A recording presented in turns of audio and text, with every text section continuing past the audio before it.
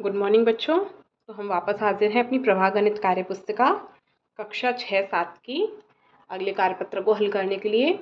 ये सीरीज़ हम पूरी करेंगे और इसमें हम इस कार्य पुस्तिका के सारे कार्यपत्रों को हल करना सीखेंगे विद कॉन्सेप्ट, जिससे आपकी समझ विकसित हो।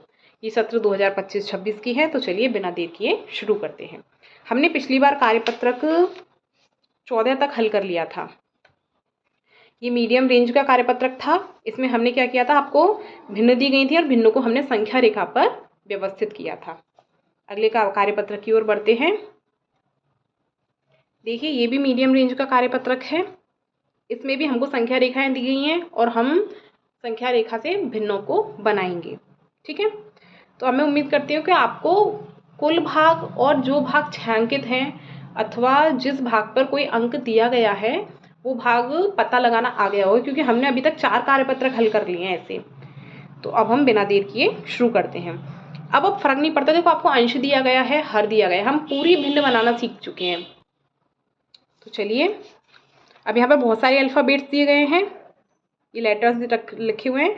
अब हम इनमें क्या करें, हमको इनकी भिन्न बतानी है। जो जो पूछा है उसकी भिन्न बतानी है। तो पहले हम भाग देखेंगे, 0 से लेकर 1 तक कितने भाग में बटा हुआ है। वैसे इसने दे दिया है 8 भाग है, लेकिन फिर भी हम अपनी तसल्ली के लिए गिनेंगे। 1 2 3 4 5 6 7 8, बिल्कुल सही है भाई। तो बी के भी 8 भाग हैं। ध्यान रखना, आई के 8 भाग नहीं होंगे। क्यों? क्योंकि आई अगले क्षेत्र में चला गया।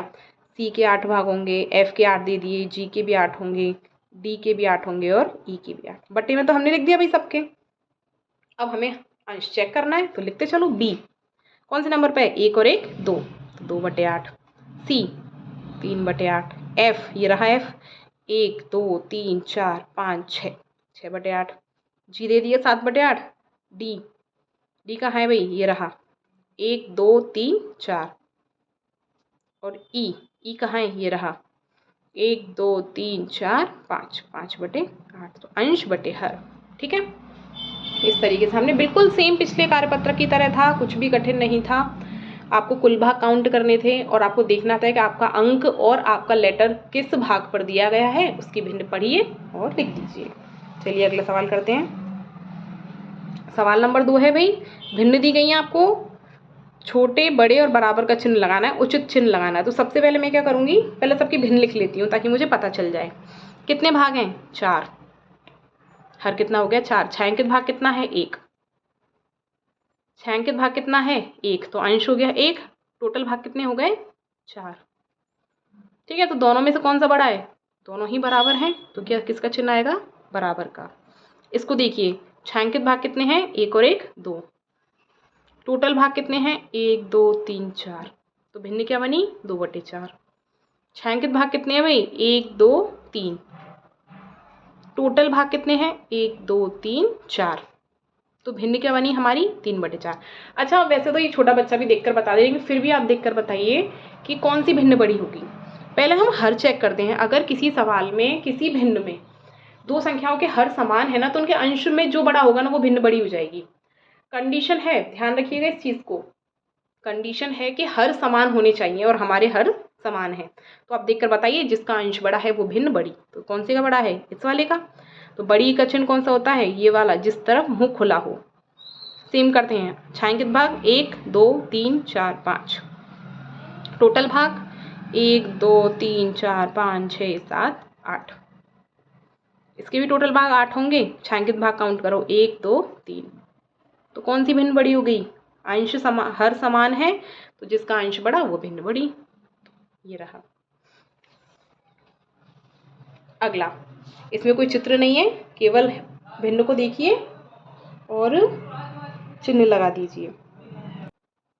तो चलिए बच्चों, इसी तरीके से इसको हल करेंगे। सेम चिन्ह लगाना है। 3/8 और 1/4 में से कौन बड़ा होगा? 3/8। 4/8 और 4/8 में कौन बड़ा होगा? दोनों संख्याएं समान हैं, दोनों भिन्न बराबर, तो ये बराबर। 1/2 और 3/4, इन दोनों में कौन बड़ा होगा? तो देखिए, इसका मतलब है कि 2 भाग हैं, 1 भरा हुआ है यानी 50%, 4 भाग हैं, 3 भरे हुए हैं यानी कि 75%, तो ये बड़ा है। 7/8 और 7/8 में कौन बड़ा होगा भाई? दोनों बराबर हैं। 5/8 और 3/4 में, इसका मतलब क्या है? इसका मतलब है कि 8 भाग हैं, 5 भरे हुए हैं, इसका मतलब है 4 भाग हैं और 3 भरे हुए हैं, तो ये तो आता है 75%, ठीक है।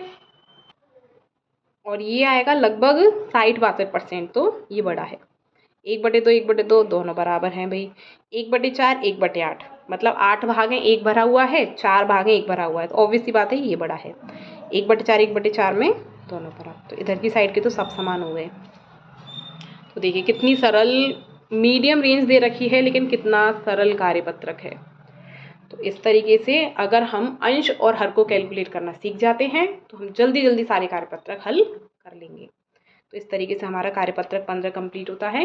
मिलते हैं नेक्स्ट वीडियो में।